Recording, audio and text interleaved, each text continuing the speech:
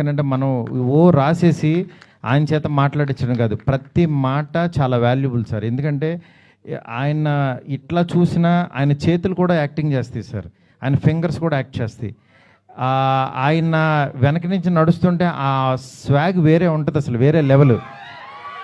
ఎందుకంటే నేను ఎవ్రీడే ఊరికనే అలా చూస్తుంటుంటే ఆయన ఊరికనే సరదాగా కూర్చున్న ఒక ఎనర్జీ, ఒక పవర్ ఉంటుంది అక్కడ. అంత అంటే వీళ్ళు ఊరికనే రెబల్ గాడ్ అని అనరు, నిజంగానే ఒక గాడ్ని చూస్తున్న ఫీలింగే ఉంటుంది. అందుకని అలాంటి పర్సన్తో ఆయన కిందకి దిగి వచ్చేసేవాడు. కానీ డార్లింగ్, నేను యాక్చువల్గా మీరు షార్ట్ చూస్తే లాస్ట్లో తాత వైర్ కొరికేశాడంట్రా అనేది, నేను అక్కడ కార్నర్లో చిన్న టేబుల్ వేసి డార్లింగ్ ఇక్కడ కూర్చుని ఆ పక్కనున్న లైట్ లాగి ఇలా భయపడతారు, ఇది డైలాగ్ అని చెప్తే ఎందుకు బల్ల తీసి కింద కూర్చుంటాను అన్నాడు ఆయన. నేను షాక్ అయిపోయాను. డార్లింగ్ పర్లేదు, ఊరుకో డార్లింగ్, దిగిన తర్వాత మొత్తం దిగిపోవాలి, ఇంకా మనం కింద అది వెనకాడ వేయకూడదు అన్నాడు. అంటే ఆయన ఈ సినిమా ఆ క్యారెక్టర్కి ఏం కావాలని అంటే ఇంకా అది ఇవ్వడానికి రెడీ అయిపోతారనమాట. అదే అలా మీరు డెఫినెట్గా ఈ జానరు, ఈ సినిమా మాత్రం